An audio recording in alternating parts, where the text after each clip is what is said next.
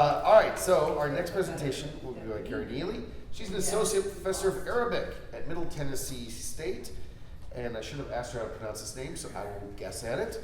Wishing for Mental Health, Magical Realism, and Deena Mohamed's Shubeik Lubeik? Shubeik Lubeik. Shubeik Lubeik. Okay, thank you. I said that's how I said it. Okay, yes. Shubeik Lubeik, though it's an Egyptian novel, so I don't specialize in Egyptian Arabic, so I'll just say that it might be a little bit different there in the way that it's pronounced. But yes. Oh, before I get started, I'd just like to give an opportunity for people who might be in a space where this is not going to be the right time for them to hear this presentation. It will deal with suicidal ideation, thoughts of suicide, and if that is not what you need to hear today, feel free not to participate in. I won't take it personally. I offer that to my students anytime we discuss something that's like this. The good news is that the character in this work does not commit suicide, but there is definitely suicidal ideation. So, all right. So what if wishes were real? Not only could you wish for something to become true, but you were pretty sure that they would have some change and you would probably get that thing. What kind of wishes would you make if you knew that they would come real? If you think about that for a minute and just think about like what kinds of wishes would I make for myself, right? And in this novel, Deena Mohamed is an Egyptian comics artist, creator. You might be familiar with her work in such places as Qahira, the web comic with the heroine who is fighting misogyny. Maybe you're familiar with that, maybe you're not. Most of the things I talk about, nobody really knows about. So, but Shubeik Lubeik, I promise you, this book is very notably popular in Egypt and also gaining popularity in the United States. So that is what I'm going to be talking about today. I'm going to be talking about a very specific chapter in the book, and so notice that I will not be including the whole work. It's just a little excerpt. So, if wishes were real, then you might have wishes like this. And these are taken from the book. This is not any of the main characters' wishes, but she's talking to, or they're talking to friends about wishes that they have made. So in the first wish you see here, they're wishing for things, being able to go places and do things. And notably, maybe not for this audience, but Kulthum, she goes to see Kulthum in concert in 1964. Being able to see a concert from 1964 and actually go to it, the most popular Egyptian singer of all time, she goes to it. Other people have wishes made for them by their parents. So my parents thought I was addicted to weed, so they wished to cure me or whatever. Anyway, the joke's on them because now I'm on pills, right? So wishing, even though it's real, you still have to think about the consequences and phrase your wishes appropriately. Abdullah Rahman here, his parents are going through a divorce, they buy him a wish, and he uses it to give himself superpowers like being able to control fire. And then Yasmin down here is probably the most relatable of all of the wishes. Her mother had cancer and they used a wish to be able to cure her. So these are some of the types of wishes that frame this story. So when you think about stories about wishes and wish fulfillment, I use this book called City of the Cat, which is by Blake Snyder. It's basically a book that teaches screenwriters about the different beats in movies. And I really recommend it for anybody who thinks they might want to go into writing, even if it's not for movies. I use it in my comics classes so that people can easily identify a type of plot that they could basically fill things in. They don't have to be as creative. It's just kind of a template, and they put their creativity into it. So Out of the Bottle is one of the types of movies that Blake Snyder outlines. And of course, it's wish fulfillment. What happens if your wish comes through or comes true? And he uses a shorthand, out of the bottle, to, I guess make people think of this, which is Aladdin, of course. How many people have watched Aladdin or seen some version of Aladdin? Everybody in the room but me. So that's awesome. But Aladdin obviously is the most familiar out of the bottle probably story that people probably know. And the interesting thing for me is it comes from a collection of 1001 Nights, and 1001 Nights has a really interesting history because it was translated into European languages and a couple of times, actually probably more than a couple. And in that process of translation, it's a lot of scholars believe Aladdin was not in the original collection, but actually added by the translator, and then translated back into Arabic, and really doesn't fit a lot of the ideas about genies. And so to explain the difference for you, if you're not familiar, there are, actually this is taken from Mark Peterson's paper about from jinn to genie and intertextuality and how that works in a global folklore context. And so genies are more like what you get in Aladdin, but they are really based off of jinn that occur in 1001 Nights.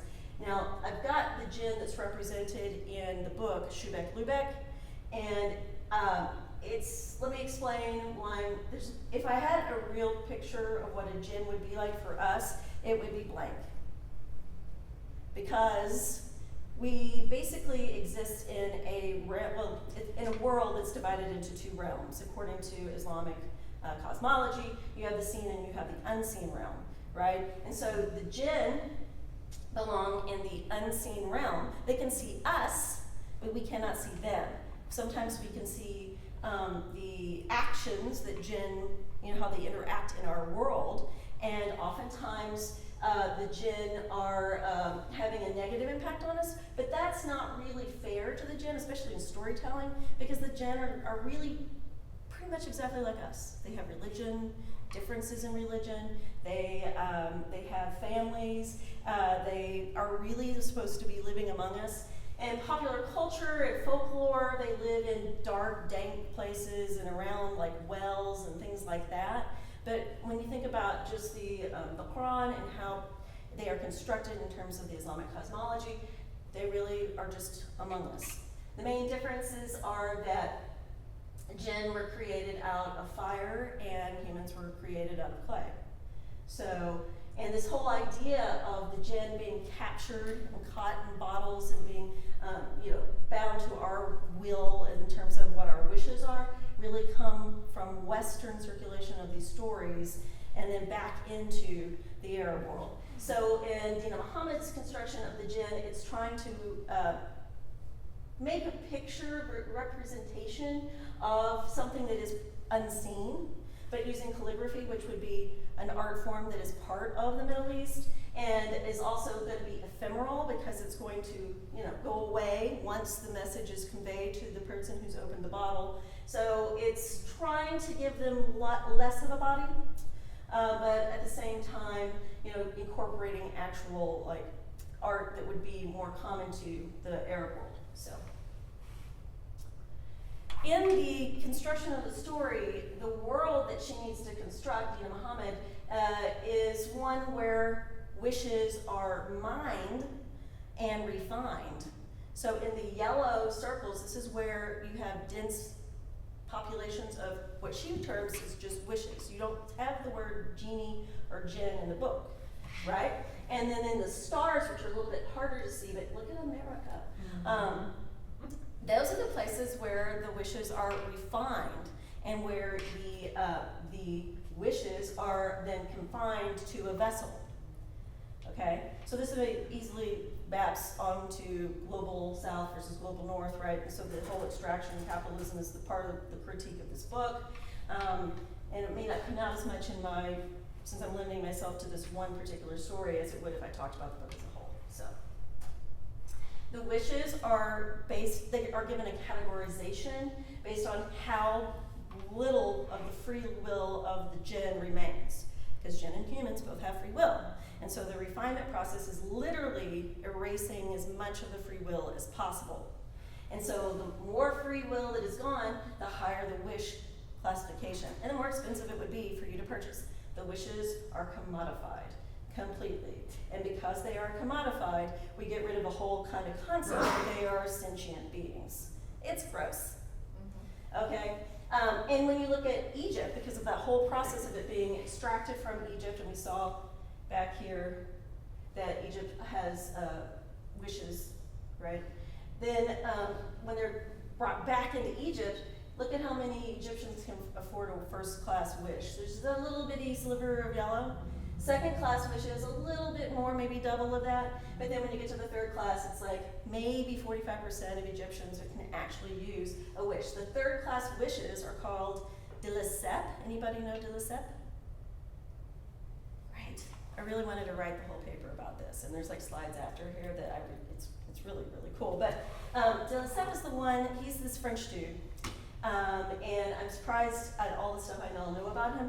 Essentially, he was waiting for a moment when you could make the Suez Canal a reality. And he was, I'm calling him the project manager of the Suez Canal. He didn't dig it, you know, he just found money for it and oversaw it and created a shipping company to take advantage of it. Really cool guy. And then he also was the same project manager for the Panama Canal, and he's the dude who brought the Statue of Liberty over. He oversaw that too. The guy was everywhere in the 1800s, okay? But the Egyptians call the third class wishes de lesseps because they seem really good and promise you good things and then really mess you up, right? They really just, and they're, while you get a nice bottle for your first class wish, your third class wish, you pop a aluminum can. Yes, it's, she's very clever in the way that she constructs it. And so, she doesn't bother with second class wishes, who cares, right? But the first class wishes and the third class wishes, you can see the differences. I mean, I don't really have to tell you, even if you don't speak Arabic, you can tell that there's differences here. The first class wish, what I feel is really important, is that when the jinn become genie in the West, they become this other kind of representation of the Middle East, right, and the Eastern world, turbans and beards and stuff like that. And so through the refinement process, you get something that looks like a Western genie. And over here, you don't get even necessarily a jinn per se, but you get something that looks more actually like what you would hear on the streets, somebody saying to you. And the ability to anthropomorphize the two is much lesser over here in the third class wish than it would be in the first class wish. And so this retains Egyptianness, like modern day Egyptianness, and this does not. This is a reflection of what we want, what a lot of Westerners want Egypt to be, what we imagine it to be. This is like the really cool part, but the next part of the presentation is not so fun. Wishes, anytime you have a out of the bottle story, you need to put limits on the power, right? You can't just have the power be absolute. So you have to put some restrictions on it, and you have to, in this world, you have to be able to say your wish in under a minute. Otherwise, too bad, so sad, you don't have a wish anymore. You can only have 5 or fewer people around you to make that wish, because otherwise the wish collapses, which I don't really understand, but okay, fine. And you have to register that thing, because people are gonna tax, no matter where you are or what you do, taxes be a thing, right? So you gotta have that, and they have that all, and this actually is part of the first story that I'm gonna talk about. The person is living in poverty, and she works for years to buy a first class wish, and then when she goes to register it, they think that she stole it. And so she's imprisoned, and it's really, really tragic. But in story 2, we get the story of Noor. And Noor is an Egyptian, non-binary college student majoring in wish studies. And the only reason why I mention non-binary is because it's really interesting when I teach this book. It's very clear in all of the interviews that this is the case, but it's not really integral to the story, which I love. And when my students read it, they identify with Noor. Doesn't matter who they are, right? And they get different readings because Noor's like them. So Noor's story. Noor is able to purchase a wish, and the main reason that they do that is because they are suffering from depression. And so I'm currently working to submit an article or chapter for a book that's on representations of suicide in literature, and so that's why you're gonna get all this today, because I have to do some work on that. So if you have thoughts on it, let me know. The National Alliance, or the National Action Alliance for the Prevention of Suicide gives these recommendations for the depiction of suicide in text. There's 6 of them, no, actually 8, only 6 of them are relevant to my story here, because 2 of them have to deal with the after effects of somebody who has died by suicide. So, What does it look like to depict suicide in an Egyptian context? And this is where I have to go back for a minute too, but first, before I say anything about that, I love this book, and I think maybe if you're not mathematically or interested in data visualization, you might not like it. I love it because it's all about that. So Noor charts their depression before they ever seek help. And they have flow charts here about what they should do to try to make themselves feel better. In a lot of the comics that I've seen that have tried to depict depression and anxiety, there is an externalization and an anthropomorphizing of depression or anxiety. And so this is one example. Here's another example, right? And I understand that in like trauma theory and narrative therapy, this is like a good thing. But one of the reasons why I think this does not work in Egypt and in the Arab world in general is that when you think about the jinn before, right? Jinn are the word jinn, and the root of jinn is related to the word majnoon, and majnoon means they use it colloquially today to say you're crazy, right? But it literally means that you were possessed, jinn possessed.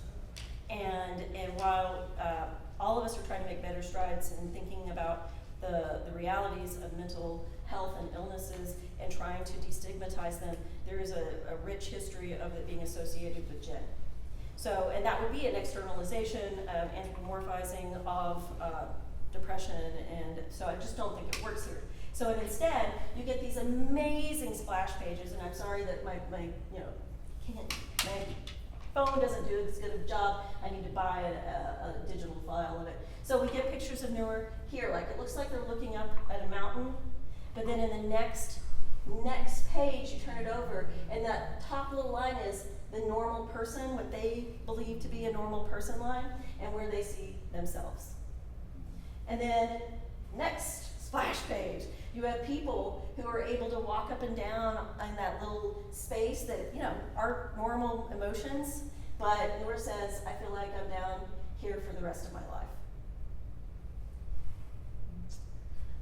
Sometimes the depiction is more like a comic, where instead of it being a graph, here the panels, there's no image found, and the isolation of not being able to see a future. It's really powerful. I'm like really blown away by the way that, and it's just pages and pages of these kinds of mapping of depression. Sometimes, and it's Arabic is a right to left language, so it's bound right to left. So we move this way, right? So sometimes what stands between you and your life is getting out of bed, and sometimes also the shower. In the previous one about the poor woman wanting to buy a wish, sometimes what stands between you and a wish is a pile full of money. So it's the same kind of construction, but it's meant to juxtapose. And then I love a good Venn diagram. So here you go. What you see, Noor had something of a dilemma. And then here's the dilemma. The Venn diagram doesn't overlap. The person I am, an unknown entity, and the person I was, a known entity, back when I can remember myself being well, they don't overlap. In the Venn diagrams of my past and present selves, there is no interaction. I don't feel like myself anymore. And as for my future, who cares? And who cares is said a lot. So one of the recommendations for depicting suicide is that you can face suicide as a complex, and often it's complex and it's caused by a range of factors, not just a single life event. And another reason I've always felt weird about that externalization and personification of depression is because it doesn't add complexity. It doesn't make it as a complex situation as it is. Here we have Noor teetering on these bar graphs, and what's tripping them up is confusion, fatigue, sadness, anxiety, self-loathing. Over here, all the good things, enthusiasm, optimism, happiness, etc., they're all low. And sometimes these bar graphs get really graphic. So something happens in their life, and in this case, they fall off the graph and fall onto a new graph of guilt, and they're impelled by the guilt. Sometimes it's the self-loathing overshadowing them. And it's not depersonalizing in a way that a lot of, you think data visualization can be, because Noor is usually almost always present, depicted on the graph somewhere. Then, you're supposed to portray everyday characters who can serve as a lifeline.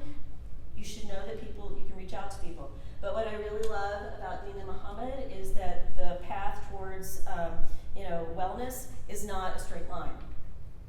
And so the first time Noor reaches out to a friend, oh my God, that guy, not cool at all. He tells them that this is a first world problem. It's like, you're being so American and so dramatic about it. Like, can't you appreciate your life and look at all these other people who are suffering? And Noor's like, but that's the problem. It's just not possible. And so Noor feels terrible and doesn't say anything for a while and drops back into depression, but then finally, and also here's the thinking about other people and what that's like. Because of course, I'm guilty of this myself, thinking, am I worthy when everybody else I could use a wish on needs it more than me, right? And so, but she reaches back out, or they reach back out to, and I'm sorry, because Noor, I know people who are named Noor and they're all women, but it's a gender neutral name, so I sometimes slip. But they reach out to a friend, and they get another contact for therapy. So show that help is available. Also, the complexities of solving depression is noted here. If you're gonna wish for happiness, you can't just wish for happiness because you'll get zombie happiness. You have to understand what is at the heart of your problem and actually work with a therapist, a person who is what do they call it? Consultative professional to help you make the best wish for you. So it's not necessarily about, therapy per se, but it is actually just therapy. It's figuring out what you'd have to wish for. And the first therapist is terrible. And this is the only point in time where Noor's gender identity is brought up. And it's suggested that might be part of the problem. And thankfully, it's depicted very well. Noor knows that the hostilities, the only time in the whole book I saw hostility is this moment. And Noor finds another therapist. And I like that because in where I live, it's difficult for people to find affirming therapists. Often the most affirming therapists that we know in our region don't take insurance, and that's a real struggle. So knowing that you might have to, go through several therapists to find somebody who's going to work with you, I think is really good. And so they find the therapist. This therapist is able to try to get them out of their black and white thinking, and also says keep graphing, but understand that graphing is also maybe possibly contributing to black and white thinking as well. And then when we talk about non-judgmental language, the book does an excellent job of this. The only real judgmental language is from that one therapist, which is immediately thrown out, and then the rest of it is all Noor's self-loathing. Everybody else in Noor's life is pretty positive, except for that first friend. But even he cares about Noor too. Then, portray characters with suicidal thoughts who do not go on to die by suicide, which is the case in the story. And these are the kinds of suicidal thoughts that Noor has. Again, on the graph here, I think I just want to stop existing at all. And there's a lot of thought about using the wish to not exist.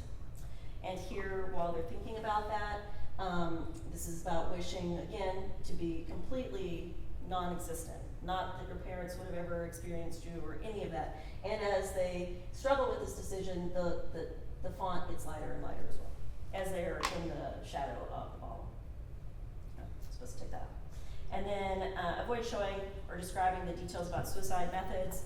Here I don't think it really counts. We don't have that available to us, a wish. We can't do that. And so I think it still falls within the scope.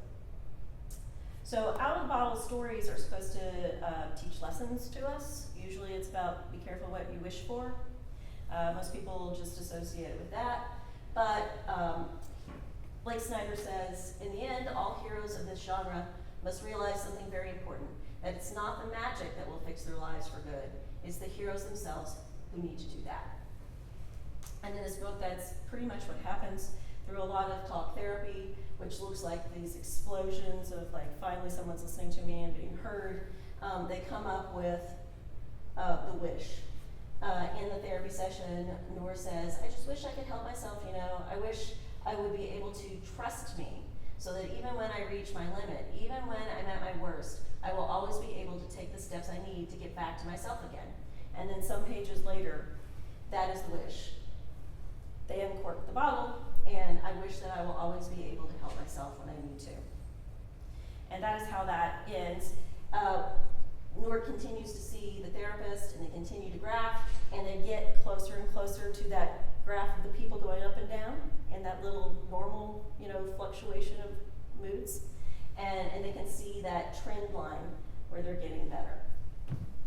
So, I think this is a really interesting book. The totality of it is much more impressive. I think it needs to be read as a continuation of Deena Mohamed's work in feminist theory as well, especially when you consider that the other two characters in the book are women, and their wishes are all based about like internal issues, just as Noor's is. And I think it's just, one of the things I think is important to say is that Deena Mohamed is very clear that Western style feminism does not need to be applied to the Arab world, and that it's a different kind of work that needs to be done that's situated within the culture. And so I think I will end with that. How much time did it actually take? Not that it matters, but yes, that's all it is. Happy to talk about the Suez Canal, though, if you want to know. Questions? My background is in suicide prevention, specifically with youth. And so I'm really curious, I want to read this book now. This is wonderful, especially when we see so many popular portrayals of suicidal ideation that are really harmful and don't portray any kind of positivity, any kind of recovery. Yes. What cultural elements do you see at play here that are different from Western depictions?